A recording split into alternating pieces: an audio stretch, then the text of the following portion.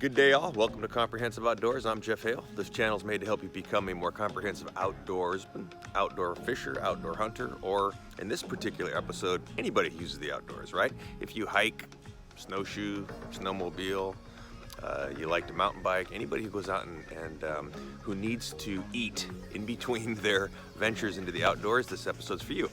And so we're going to be talking about how to take that Hobo Stove and use it.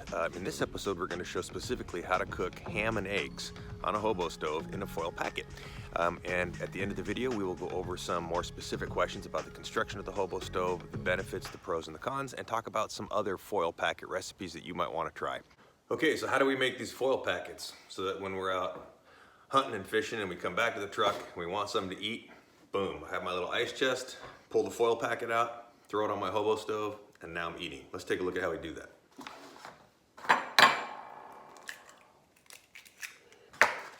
In a bowl, now I'm gonna get some ham. I just like using off the bone ham that you would use lunch meat. I'm just gonna tear some of that up, throw that in there. You can use sausage, you can use chunks of ham.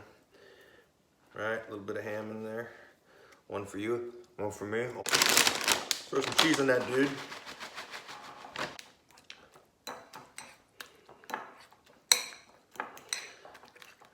And we got our tin foil, but we gotta prep this tin foil. And before we take that tin foil and we make a packet out of it that's gonna go in our ice chest, we gotta either use butter or spray on Pam so it doesn't stick. I'm just gonna smear this butter around.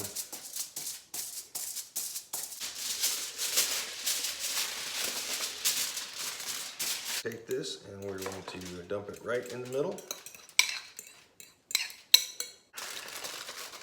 Like this. And we're going to pinch it, and roll it. Take these, start to roll them, pinch them up. Take this side, start to roll it. You want to keep these things upright. You don't want them to fill. I'm just going to do one more because I'm going to be cooking this over the Hobo Stove. Boom, set that in your ice chest. Do a couple more. Have them done the night before, throw them in, you go out, you hunt and fish, come back to the truck, you're ready for some breakfast. Let's see what this looks like when we get it on the Hobo Stove. All right, so, of course I'm not actually out fishing or hunting, but this is what I do. So I come back, I got up early, it was 4 o'clock, 4:30, 5 o'clock when I went out, hunted or fished for a couple hours, now I'm hungry, come back to the truck. So, here's my Hobo Stove. We can talk about the Hobo Stove later, but in here I just keep everything I need. Brought all the stuff that I just store in here. I got some paper, I got some twigs. I'll do a show later on how to make this. But I'm gonna go ahead and open up my vent.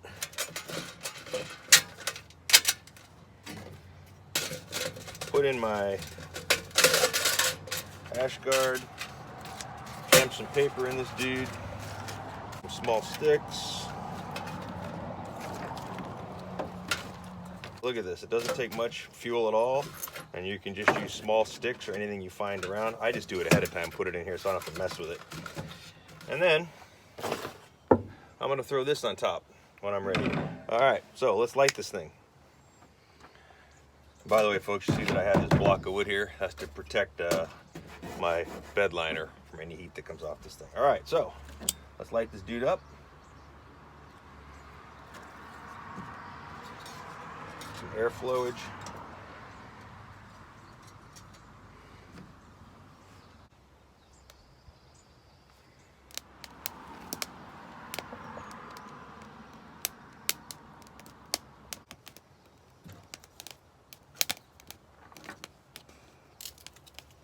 Burn down that wood, get some nice coals.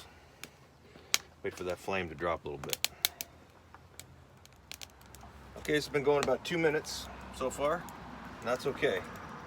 One of the reasons I like about the Hobo Stove is it's fast. It heats up fast, it burns fast. You can do something real quick, and then the coffee can cools down really fast, so you don't have to wait around a long time when you're done to dump the ashes out and put it back in your truck. Okay, you can see that flame starting to die down a bit. That's about perfect. So I'm gonna throw my grate on top. Pulled this out of the ice chest. I'm just gonna lay that dude Prop it up and land just like that. Start to cook.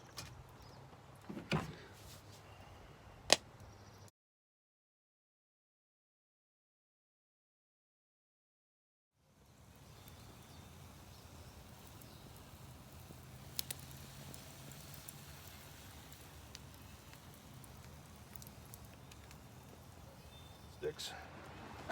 Man, the heat that comes off this thing is significant. I'm having to take my sweatshirt off because I'm hot. I think I'll have myself a little, as my buddy Jim Corsetti calls it, the elixir of life. So I just threw some more wood on it, right? And that's what I was afraid of, was getting some of that flame. So that's the nice part about having a big grill. You can just set it off to the side until those flames die down and you're still getting heat and you're getting indirect cooking. All right, that's been on there about 12 minutes. I'm gonna pull it off. Lick my fingers, set it over here to let that dude cool. I'm gonna let this fire die out. Didn't even use all my wood, still got some wood and some paper left. Take this off, let it cool. Stir this around, knock the coals down, let that dude start to die down. And then inside my kit, before I, along with the wood and everything else, you know, whenever you go to a restaurant or whatever and they give you these little cheap plastic forks and napkins, I just save those up and then I use them. And one of the beauty about this, when I'm done, and after I eat breakfast, I'm ready to go fishing or hunting, recycle, this is, you know, just tin foil, crumble it up, throw it in the recycling, throw it in the trash, this goes in the trash, there's no cleanup. I'm done, I can eat, boom, go. All right, there I have it. I got my scrambled eggs with some ham and cheese. I'm gonna go ahead and dig in here once it cools off. All right, here we go. Here's my first bite. Hot, cheesy eggs with ham.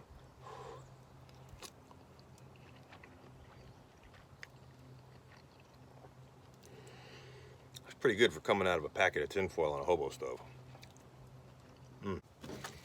Okay, all done.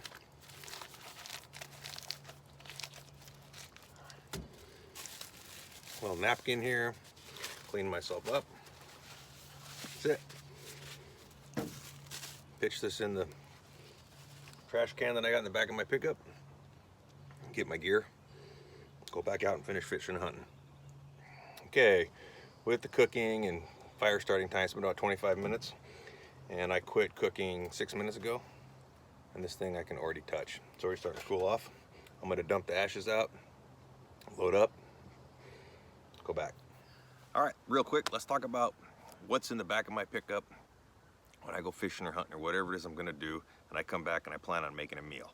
Because I don't really want to mess around and go have to pick up sticks right then, although I can pick up sticks that just laying around and use that as fuel. But I usually have everything going. And first thing you gotta do is find some empty coffee cans. Find some people who drink the old school U-Ban or Folgers or the Costco Kirkland brand, whatever. And what I do here is I take one of these coffee cans and I just fill it full of small pieces of wood, and that just sticks in my truck. The other coffee can is my actual hobo stove. I also have this full of basically enough wood and paper to cook a whole meal, right? So I have extra wood and I have this ready to go. In an episode right after this one, I'll talk about the hobo stove in general. How do you make this thing? It's not hard.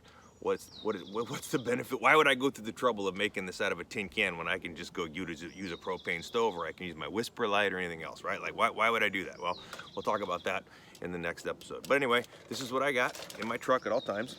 I got my stove, and in my stove, I have my fuel, and I have a lid on it. And one additional thing I always take with me is a little bag of charcoal briquettes. I got like 5 or 6 of them here. But if you want to just get a nice bit of coals and maybe do a piece of fish or do some hot dogs or do something else, throw a couple pieces of charcoal in there and it'll help keep that coal base nice and hot, no flame, and it just kind of turns into a stovetop little oven. As far as the foil packets go, you want to make sure you use heavy duty aluminum foil. I'd recommend wrapping them twice. You can Google camping foil packets or foil packets cooked in hot coals, and there's tons of stuff on the internet. But things that I've cooked before is, like I said, I've cooked a piece of fish, I've cooked like Polish sausage or hot dogs before. I've cooked those instant hash browns with some sausage in there. Okay, real quick, let's do this. What are some benefits of the hobo stove? Well, it's inexpensive. In fact, it's free. And it's fun. If you've never made one, you should try to make one. It's kind of cool. I also don't care if this gets damaged. I don't care if I accidentally leave it at wherever I'm at, except for the fact that I'd be bummed out that I left litter out there. I don't care if it gets smashed up. I can replace it very easily. The amount of heat this thing puts off can be controlled. So generally when you're using like a whisper light, it's a small stove and you put a frying pan on it and you cook whatever's in the frying pan. With this, I can put a foil packet on it. I can put a frying pan right on it if I want, because it's got these holes and the flames will come out the side. Or you can't really do this on a whisper light. I can throw this grill top on and I can cook a steak or a hot dog or whatever right on this grill. So to me, it's very, very versatile.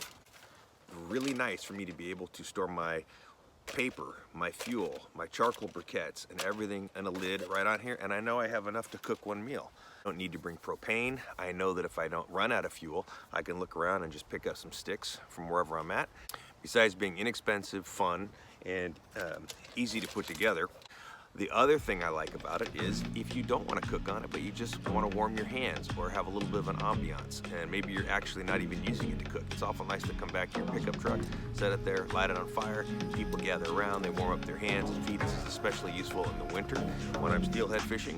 So those are some benefits of using the Hobo Stove. I hope you give it a try. I hope you like this episode, and stay tuned for the next episode where I'm going to talk about how we make this thing.